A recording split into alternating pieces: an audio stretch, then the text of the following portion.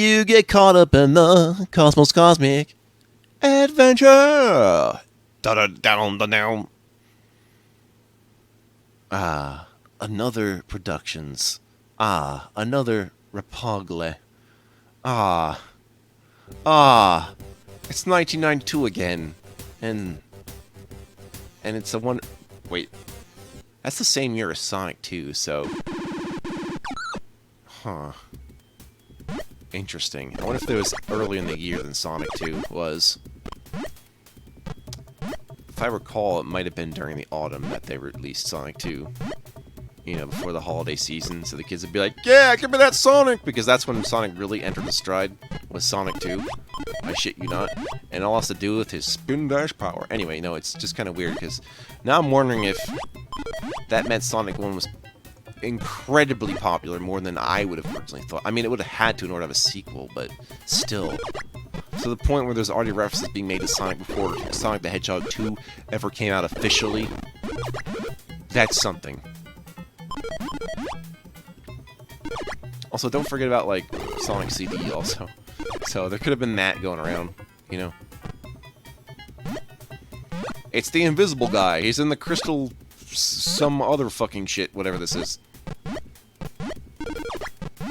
This is a very special level. Anyway, you hear that music?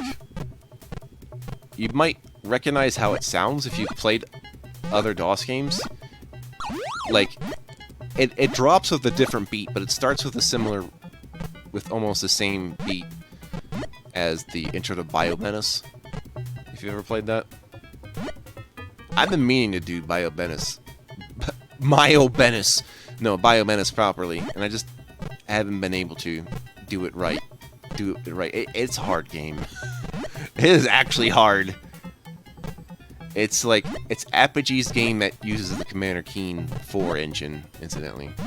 That reminds me, I should make some time for some Dangerous Dave games. See how that works out. Since that's kind of in an engine that Commander Keen 4 uses, isn't it? Sort of that same kind of deal, Leo? I think.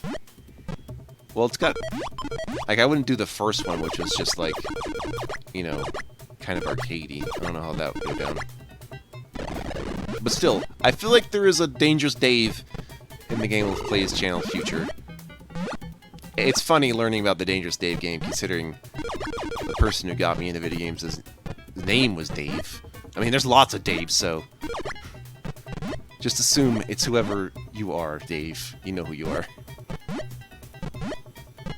It's very dangerous, Dave. You mean everyone else is dead, Dave? Yes, Dave. Thank you, Dave. This is your channel, Dave. The Dave channel. Everyone names himself Dave, but no. You can name your son Dave. Actually, that had crossed my mind, but no, actually, I actually have better names. It's nothing to do with, like, it's more to do with, like, it is to do with a relative. Just not one named Dave.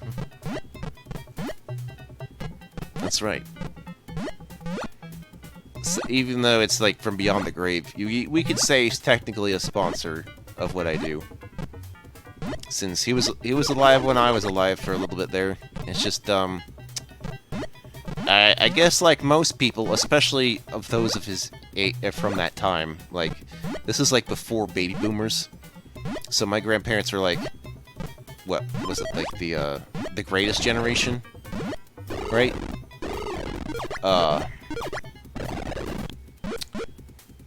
Like, there wasn't really any known knowledge about a person like me. I don't mean just video games.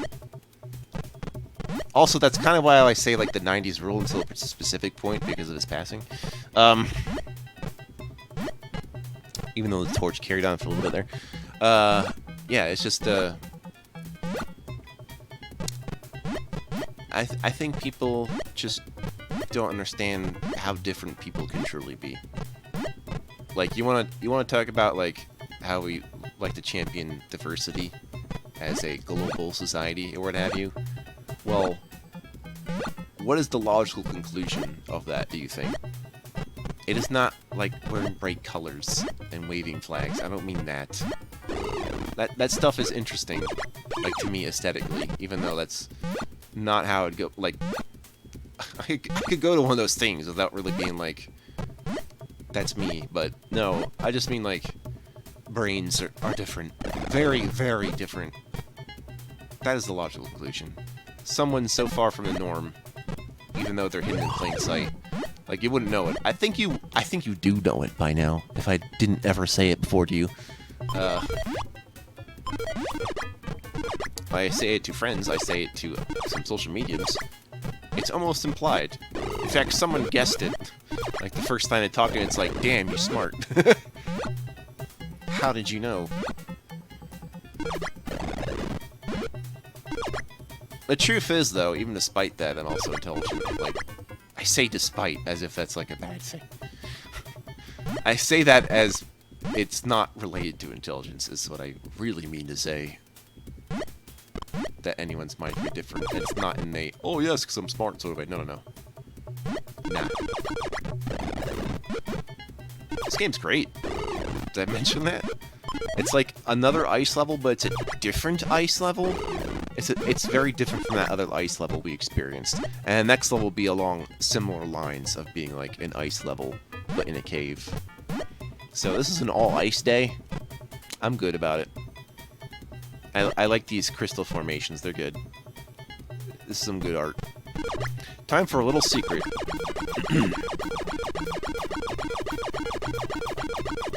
Just a second. Who's that? Do we know this person?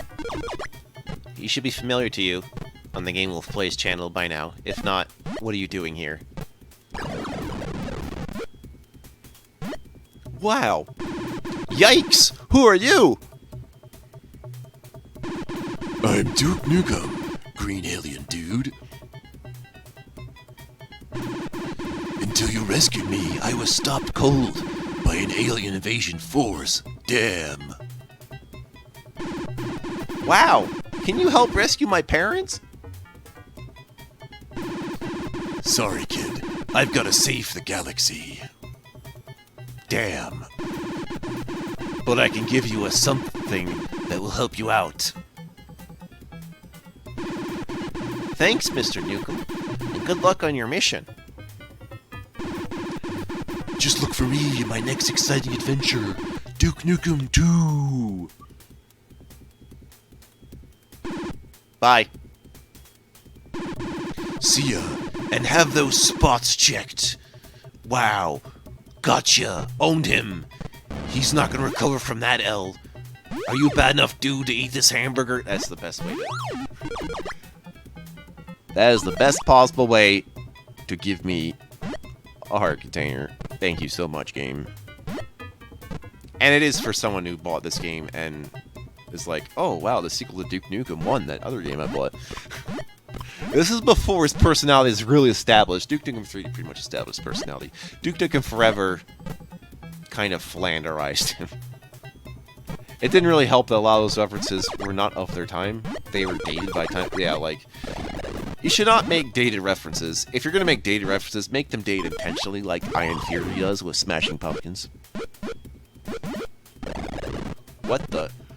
Did I accidentally blow up the background? That's weird. Yeah! Part of the background blew off. I didn't know it could do that. I didn't notice it while I was playing. It's not the literal background, it's like the part of the level that is functioning as background no longer exists. I guess I hadn't thought about if that would happen before, but... A mild graphical glitch. It doesn't really stop the experience by any means. Just thought that was weird now that I can see it. There's a lot of harrowing platforming with these slippery suction cup climbs. You know, the closest thing I had with suction cup is that, like... I don't know what you call that scrubber thing in the shower. But I have it, and it suctions under the wall. That's the closest thing I have to a suction cup right now. Oh, that and a plunger. Yeah, surely. Just put the two together. It'd be a very bathroom disaster, if you know what I mean. Alright, so... Remember this thing I thought I could never, ever touch in a lifetime? Well, it turns out you can touch it. I believe it might be possible to blow up, but I'm not going to do that. You can just keep jumping on him. Like use a trampoline. You can get hit on he can hit you if you like go into his face, so don't do that. But yeah, it turns out he was just a trampoline this whole time. True of many such things. Just in cases. Now entering level 8. Who do we appreciate? Wasn't this the music in level 1, aka the I was getting eaten alive music? Well, maybe this is what he was eating. A bunch of ice? Yeah. This level might be the most... This level is very straightforward for being vertical. That's not something you can say about something vertical. No, the hard part is actually getting up this shit. I would definitely advise getting invincibility and trying to go as far as you can instead of stopping for stars like I did. Because this was the level that made me decide I didn't feel like going for stars anymore. Since I was not able to get 50, I don't know how I could have missed my chance to get 50, but I really did not see enough stars.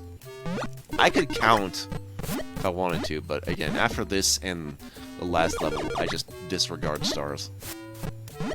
Like, I'll do it in order to extend, like, playtime. But if they're just too out of the way or too inconvenient, I'm not going to risk my life anymore. This is where I thought I'd get enough, is right here. But then after these, I don't get any more. I don't get the magical number 50, so that's it. Oh no, one of them hit me! Hey man, timing that's a little sketchy, you know? You're in a downtown alley, and he's asking you to do platform. It's like, are you trying to rip me off by selling me these shitty Kaizo levels from your straitjacket? Yeah, I just got these ROM hacks off the black market. You wanna try some? Here, try this cartridge dumper. It's so weird. I just realized there kind of is something like that for call them cartridge repros. They're reproductive cartridges where it's just basic. Not the cartridges that reproduce, I just mean they reproduce the ROM data onto a blank cartridge using a flasher device or whatever have you. And I've run into a convention and someone was selling reproduced cartridges of ROM hacks. So I went up to the guy and I'm like, you're not supposed to do that. Like, you're not supposed to do that yet. I haven't seen him ever since I just told him right to his face that this is not something you're supposed to be doing. And that's very rare that I can go up to someone and be like, you know what you're doing isn't morally sound? You know the reason why people get away with that, right? It's because to do that, we'd have to admit that you're modifying a ROM, which I guess in some companies' eyes counts as a copyright. Right? But then, like, that just, like, takes away... That just puts the responsibility on the middleman when it's the other guy. It's kind of like if you accidentally end up with, you know, you're borrowing someone's money, but it turns out it was stolen from someone else. It's not quite like that. Actually, no. That is a very poor analogy. I'm sorry. Either way, it's not legally right and it's not morally right. Sorry. It's weird to make that sound like it's an objective thing, but I personally would be like, no. Now, on the other hand, if you sell me blank cartridges, like blank DVDs in which I can burn games onto, yeah, then that's okay. Just do that. People do it with Linux operating systems. They'll sell you... They're not selling you the Linux, they're selling you, like, the disc. So it's like the price of what the disc would be. Which, I wonder if that's... If they did that with reproduced carts and weren't selling them for like $70, $80, go ahead and Google some. You'll see what I mean. Like, just look up, like, Return of Dinosaur Land. And you'll see someone selling a reproduced cartridges of it right now, I bet. For like $60 or something. And no, you should be selling for the price of the blank cartridge. I'm just telling you that right now. At the very least, I'm pretty sure they don't get the ROM hacker's permission. And that was something I would love to do. And then, like, you give the ROM hacker money, but then it's just like, oh, then you're selling, like, part of the content that is actually the original game data as opposed to the modifications the hacker meant, so... There is a solution to that too, actually. Instead of flashing the data on the cartridge, you could do something like... Well, for the N64 they call it EverDrive, but there's this thing where it's just a cartridge, right? And you put in... Like, you have the regular ROM. I think there's like a physical IPS patching device. I don't know where or how it exists on the internet offhand. But I believe you can just like put in like, say like an SD card or something with the IPS data, or BPS data. Whichever patch data is appropriate. Hell, you can take X Delta for all I fucking care. or PPFs, yeah. PPFs suck. But yeah, you can do that. You have a bunch of them in one cart and be like, okay. So that's what I'm wondering. What if someone just sold BPS files, right? There's already a digital store for games. What if someone just sold BPS files? You think someone could do that? Except, like, if they'd taken the trademark of the Mario content out, but just kept the levels, right? So it's almost equivalent. Yeah, like, there's at least one Mario mod I know that is very far removed from Mario enough that they could be in the position of selling just the patch. Especially with, like, homebrew stuff. That was an interesting rant for me to go on. I feel like that was a rant that needed to happen. Not just because I haven't talked about it before, but because it's a niche I need to explain to my audience and to most people. So, yeah. Some very niche dramatic happenings in my life, huh? Or that... Well, it's dramatic in that I actually know what, like... I'm one... It's weird when you come to a situation where you're the most qualified person to tell when something is not right. Like, personally. It's like, dude, don't do this. I know all about it. You can't be doing that crap. You know? Sorry I've just fallen off the wayside there, but that was just the basic ass level anyway, no one cares. No one cares at all. I did get 12 stars though, so I wonder if I kept going, I would have got enough to be like, Special Stage Part 2, and then just repeat the process. Still don't know if you can do that. So next time, it sounds haunted, but it's daylight. And yeah, so it's like a combination of episode 1's level 4 and level 9. But sparse platforming, oh gosh. See you next time.